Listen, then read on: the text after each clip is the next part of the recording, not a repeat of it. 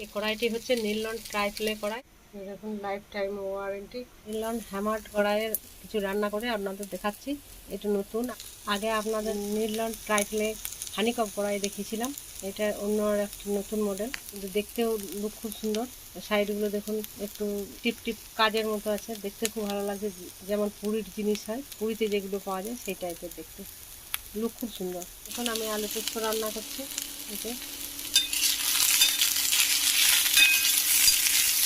কোথাও লেগে যায়নি, খুব সুন্দরভাবে হচ্ছে।